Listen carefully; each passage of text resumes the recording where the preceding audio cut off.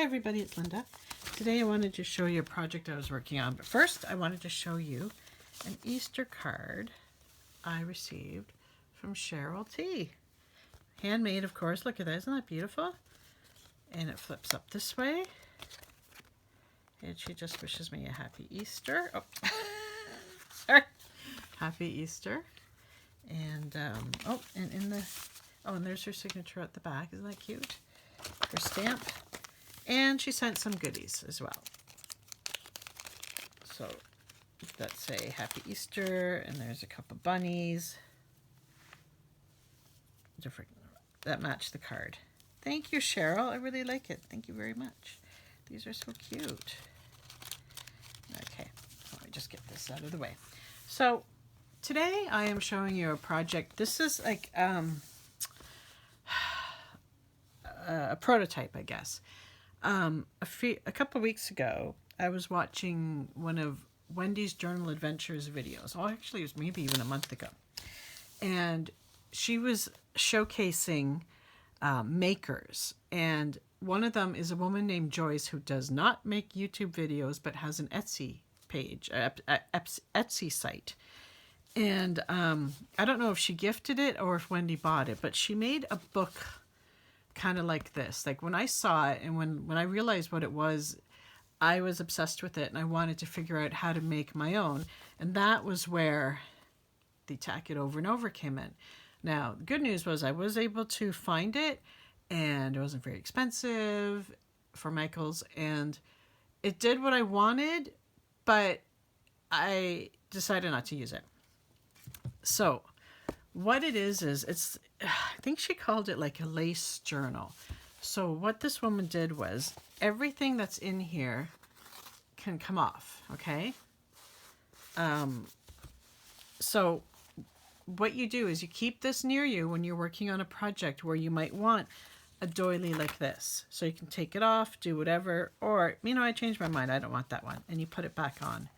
So the woman Joyce filled it up for Wendy. Tons of really neat looking laces, like edge laces and ribbon and just, it was beautiful. I will eventually put a link to it, but it was about a month ago and she showcases, she showcased a few different women. But the journal from Joyce is just to die for. So I decided to make one. So everything in here I can take off and reuse. So, and you can see all the different bling I have. I even did some edging. That's a full-size doily, like even this. And this yellow one. Like, oh, I just love how that one sounds when you rip that off. And like just little bits and pieces. So this is how I did mine. So like Wendy, she keeps hers on her desk when she's working. She keeps it nearby. So if she decides, oh, you know what, I want something from here. And then she'll open up her book and figure out what it is she wants. So, yeah, I just thought what a fantastic idea. But she didn't really tell me how, she didn't tell us, I should say, how Joyce made everything stick. So that was where something like this came into play.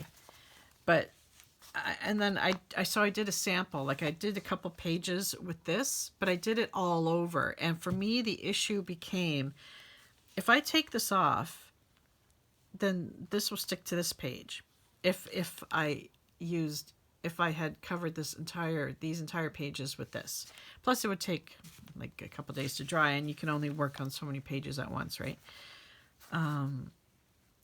So I decided to just do, even though I don't like double-sided tape, I have a lot of it, and I decided to do it with that. And I did a test, and I had different thicknesses, and everything was fine. Like everything stuck. It didn't fall off when I held it upside down. And it didn't, like like I would peel it on and off a lot and it kept sticking. So anyway, this is how I got it.